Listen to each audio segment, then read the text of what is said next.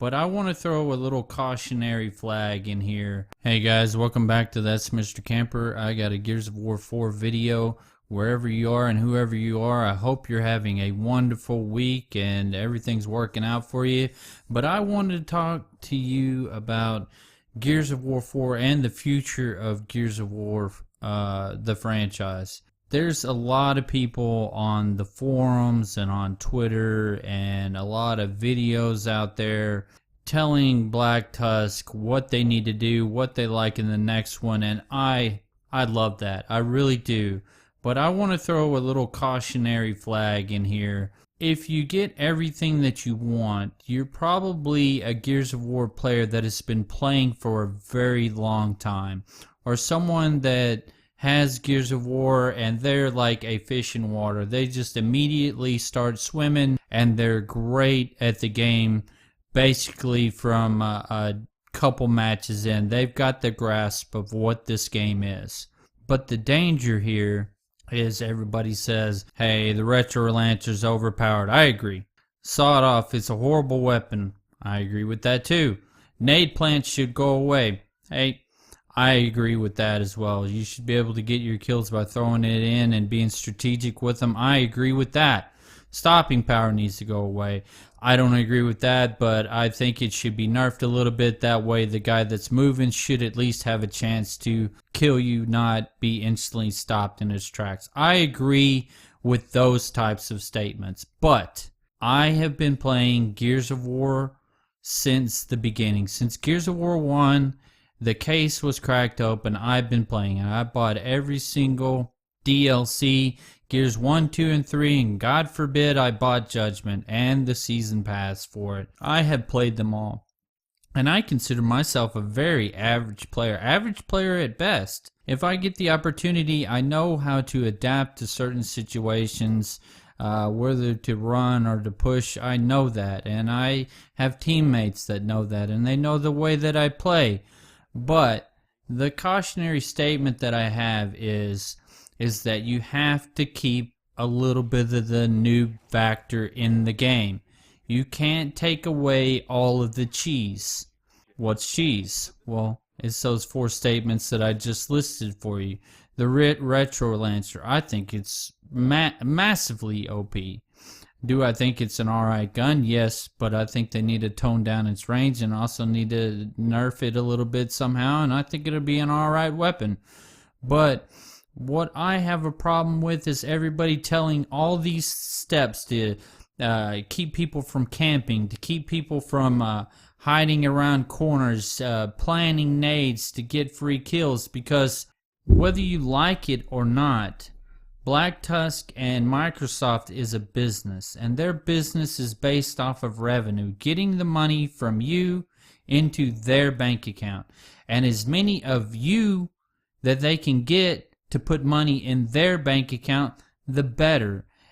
And the more that they'll push to get bigger and better and more broad-based and put more money towards the MLG market and make it rain hundreds when somebody wins the MLG Pro Championship for Gears of War. God, I hope that happens. But you are going to have the new guy, the new player that doesn't play this game for a little while, says, hey, the campaign's alright, let me hop into this multiplayer, and he gets absolutely destroyed. And then another game comes out, maybe another Call of Duty or Halo, and he's already got a feel for those games. He already knows pretty much how those work, so he's gonna throw Gears of War off to the side and not buy the DLC and not pay attention to what's happening in the forums or on Twitter or follow you guys on YouTube or see your clip of the day. He's not going to do that. And that's the way Gears of War is, going to grow from its core base right now and be an absolute beastly behemoth when it comes to games like Call of Duty and Halo. You have to keep some of the cheese in the game. And that's what I fear, is if you make the game too complicated and too hard. You and me, we've already played these games for 8 years. we've become fairly decent, and you've probably become pretty damn elite at the game, or your clan, or your friends that you play with. You're pretty damn good. Now, when you hop into Gears of War 4, the mechanics, the base mechanics are probably going to be relatively the same. And you're going to have to learn a few things, granted. But you are going to have 8 or 9 years of experience in Gears of War and the way it works up on the new player that comes in. So when the new player comes in to multiplayer and he plays it and he says, wow, look at this map. He steps out of spawn and he just gets absolutely destroyed. We're talking 0-10, 0-15, 0-17, 0-20. You've seen it. I know that you have. But you're going to see that, and that new guy, he's not going to want to continue with Gears of War. Most people, they go with what they know. Some people, they're like, screw those guys that have been playing Gears of War for 8 or 9 years. I'm going to get good at the game. I'm going to find me some friends that are good at the game, and we're going to wreck these dudes. And that's what you want. You want those guys. But once you start taking away the cheese, taking away the easy kills or the semi-easy kills away from these new players and make it as hard on them as easy it is for you, you're going to destroy them, and they're not going to want to play this game. They're not going to find that little niche. They're not going to get that first dome with the sniper shot that's across the map, blind fire, and bam, they're going to be hooked on the game, and no one's going to tell them any different than Gears of War is an awesome game. Or they get that clutch, or they get that triple or quad. They're not going to have a chance to get that hook in them. Now, am I saying that you go ultimate cheese and you put lasers coming from the sky and mortars everywhere and put 10 shots in the boom shot? No, absolutely not. I'm not agreeing with putting more power to the Retro Lancer and increasing the sawed-off's range and increasing noob ability, but there has got to be a happy median. And by us always pushing for this and this and this, hey, I'm doing it. Right now I'm doing it. I'm pushing for this and this and this and what I'd like to see and what I don't like and what I do like.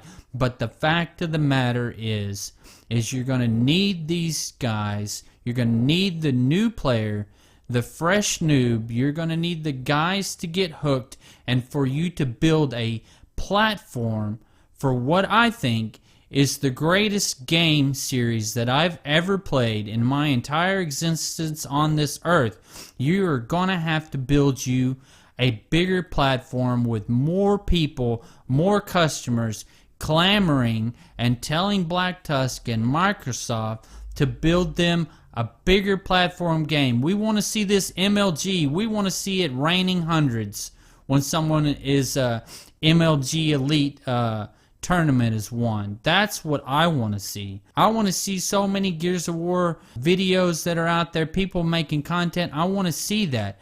But in order to get that, you have got to get you a larger fan base. And the way to do that is to still keep a little bit of the cheese in the game, or some kind of system that allows a new player, a newbie, to find out what it's like to have a great game in Gears of War, to be able to play it and go 15-2 or 20-1.